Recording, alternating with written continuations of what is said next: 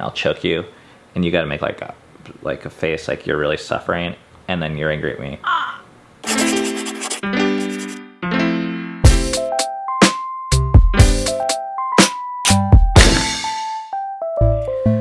Okay, it is story time. Story time. We try really hard around here to present an authentic viewpoint of our life that's including the ups and the downs. And as a vlogger or video maker, it's always easier to show the positive sides because that makes us look better. And we think it's what people want to see. It's like more enjoyable to watch.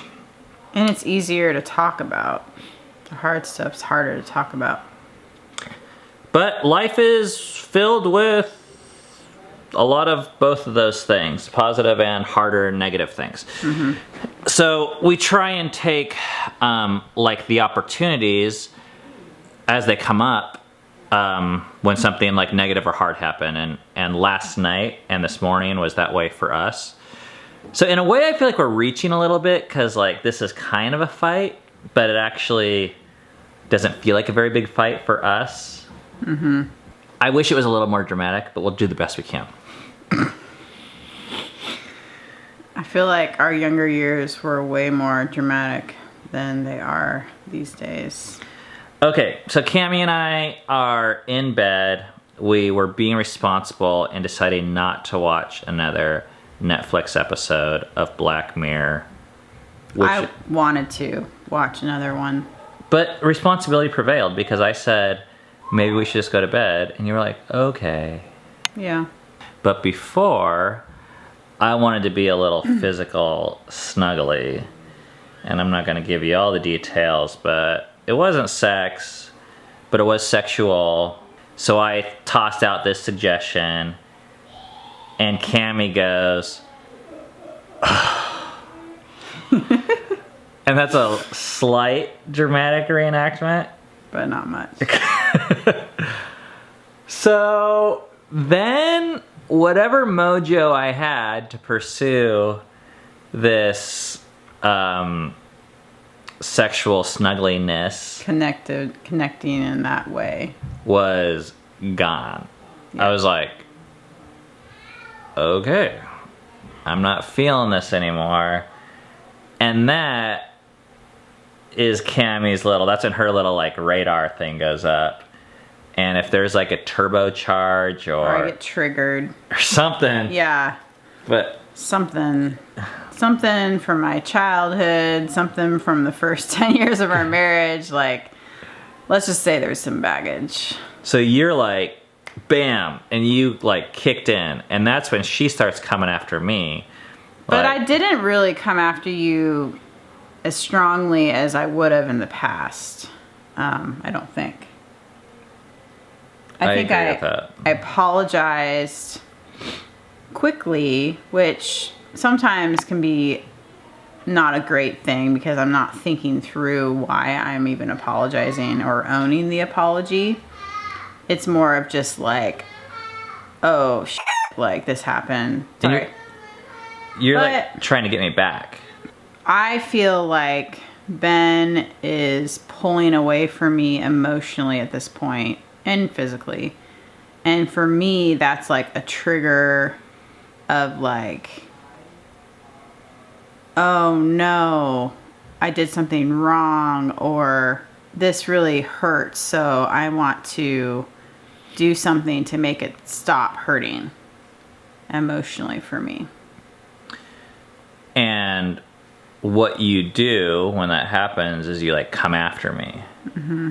And that could be like physically, emotional. I see you like, you actually come after me physically, mm-hmm. like sexually, you offer things, you like try and kiss me, and you like backtrack really quickly emotionally. You're like, oh, I'm so sorry I did that, and you're like saying all these things. And for me, it's hard to know what's what because I really like it when you come after me sexually, and I like apologies, but it feels like contrived or fake.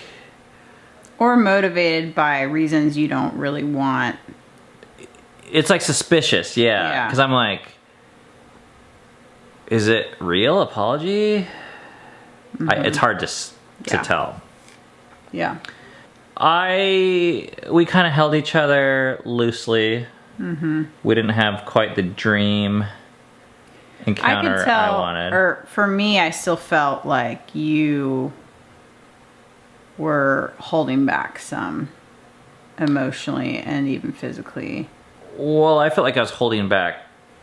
I don't want to say holding back, but it definitely killed the mood for me. Yeah. Like a lot of what I wanted and was bringing to the table was very emotional or mood based. Like it was like, you know, it's like, hey, let's go walk on the railroad tracks in the moonlight. Like, it doesn't make sense. It's just kind of like this romantic feeling. And then when you went, it like, the romance was like, gone. Yeah. And I think then some. And then I was like, normally this like kind of cuddling, snuggling thing we would be doing, I even lost some motivation for that. Yeah. So yeah, I was like, I think I was fine with you hugging me, but I just didn't feel like I had a lot of energy. So what happened next? Well, so we went to sleep. We went to sleep. I didn't sleep great, and I don't know how much of it was, or at least the first couple hours, was because of this. So then we woke up, and I felt like, okay, I hurt Ben. I can tell that my actions hurt him. I want to own that. And then, but I want to ask him, like, what could I have said that would have been better for you? Oh, you know what we skipped? What? You did say this thing last night that I didn't like. Oh, okay. Oh, you know what? Oh, this is really important. Pause. 2 important things happened last night. Okay. I said it hurt my feelings the way that you responded. Yeah. Which that was a huge step for me to even just say that. Oh, you because said that. Okay. In the past I would have felt like I wanted to punish you or for you to come to that own conclusion, or I wouldn't even been aware. Yeah. Now, pause for a second, okay? A lot of why we do this vlogging, and I think it's really important, for guys or gals who don't think your feelings are important, I think you're wrong. Because feelings are just a part of who we are, and it comes out one way or the other. You cannot deny it. You can't prevent it. Yeah. It's like that mole game where if you hit it here, it pops out here. So a lot of the people I know in our own experience, when we were blocking our feelings, that's when we turned to addictions, anger, like isolation, zoning out, video games, Facebook, whatever. People need to deal with emotions. So I know it sounds kind of weird and lame sometimes for me as a grown man to be like, I got my feelings hurt. But I've actually come to accept that it's far more healthy than the alternative versions, which is to act like I don't have feelings or care. And I would say, as a man growing up in this culture, that's a really hard thing to learn how to do and get okay with doing. It's not even just learning how to do it. It's like getting healthy enough to be like, this is actually a good thing for me to express this. I felt like I was gay if I had talked about feelings. Or just a weak man or lesser somehow. So I did say that yesterday. Yeah, that's a big thing because you used to not. Yeah. And then Cammie also said this thing that I didn't like, which she said, you're just playing this game with me. Like I was withdrawing for her to come after me. Yeah. And I don't think that was true. I wasn't just playing a game. Now, I'm not saying that I was acting in all the right ways. But it wasn't a game. I wasn't doing it on purpose. I wasn't trying to get something from you, I don't think. I was just really hurt and didn't know how to be close to you or didn't want to do that same thing anymore. So I made the decision to not. Yeah. And you called it a game. Yeah. So we talked about that this morning. Right. That it felt that way to me, but I put things on Ben and say like, oh, this is why you're doing what you're doing, when it's not really always true. You know, he might actually just be having, like, he's not feeling it, but he's not, like, pulling away to get back at me. Or to get you to chase me. Or to manipulate, yeah. Which is hard for me to believe because I think because of my upbringing and because of our baggage in our marriage. And that's a principle that we've just benefited from in our marriage for the last number of years, is not going into the other person's yard. So that means we have full permission to talk about how the other person's actions impact us. I don't like it when you do this, or I'm feeling like you're playing a game, or, you know. But not using, like, accusatory language, like, you are blank.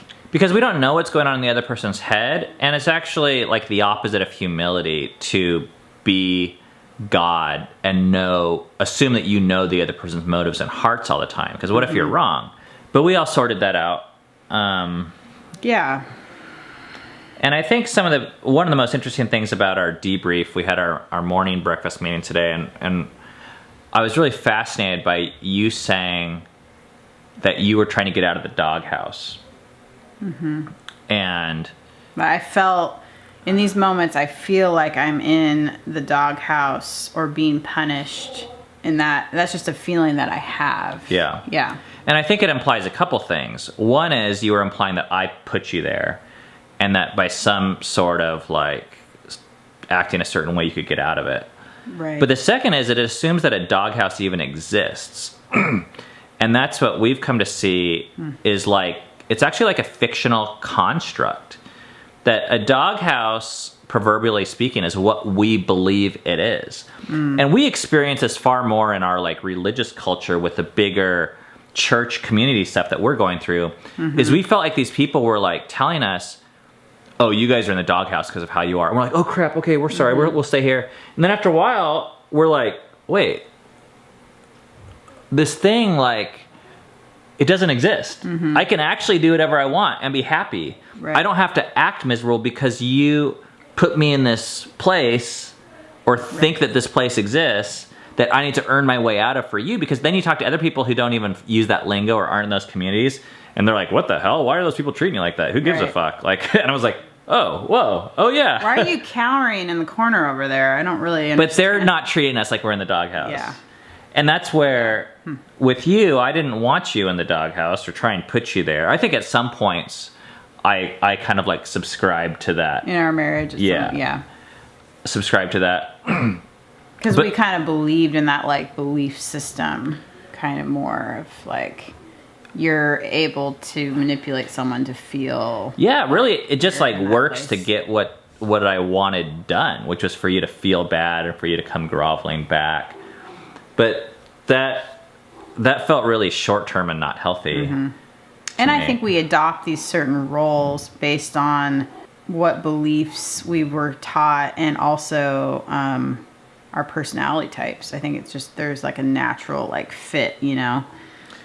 So this is where I think you owning it, instead of saying I'm putting you in the doghouse, for you to I'm putting myself in the doghouse. Yeah, really. Yeah. Or to just say, hey, I have these feelings, or if you want makeup sex, you know, because in the past you would say you're doing that for me, right, to get out of the doghouse because I put you in the doghouse. Right. But really, I'm feeling all this emotional pain, but this is coming from me. And so if I want to have sex or makeup sex, or if I want to get close to you in some way, I'm doing that because I need it. Or at least feel like I need it because I want to, like, stop feeling pain or, you know, whatever it is. Which I think is actually completely fine, to be honest about those types of things. Yeah, like what you need, where you're at. But what has not been helpful for us is blaming the other person for our own problems. Yeah. And unfortunately, we found that this prevails just as much in spiritual communities as secular communities, is there's this whole, like, blaming thing going on.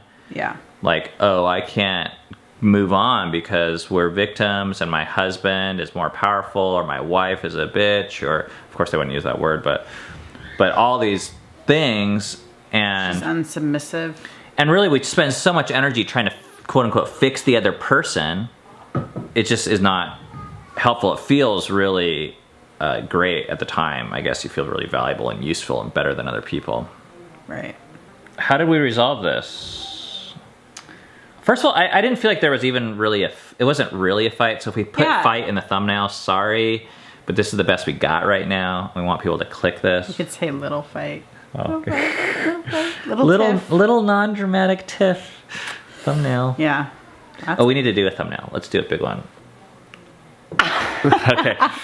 I think I apologized for how I knew I hurt you. And then you gave me, and then I asked for... Which, can I pause and interrupt for a second? One of the things I even said to you this morning was, whether you choose to apologize to me, I think in a way is your business, because sometimes I'm going to get hurt, and it's actually just that I'm hurt. Right. And it's actually not her fault. And that is something that I've learned and have grown in, and that is, look at this more objectively. Like, because I think I was like, all I did was sigh. Okay, but that hurt him. Okay, but so I didn't do anything wrong, but I hurt him. Okay, let's separate those two things. I think for me, I just used to go right away to like, oh no, I did something wrong, or not really even like understanding it fully, what really went on. And it's okay for me to be hurt and it not be her fault. I think in the past, this would have been I would have never said this, but we were functioning this way. I felt like it was your job to not hurt me. And that's more like the enmeshment in a relationship, when you feel like you did something wrong just because the other person got hurt. And you always take responsibility for it. Yeah, that's like, and that's, how we operated for a lot of years. So you apologized because you concluded that there was some action you did that wasn't very loving, or... Yeah, or it could have just been better. I could have communicated this better in a way that would have been more loving or just less hurtful to Ben. So the question she asked me today was there a better way to communicate? And I said, well, I was like, kind of anything.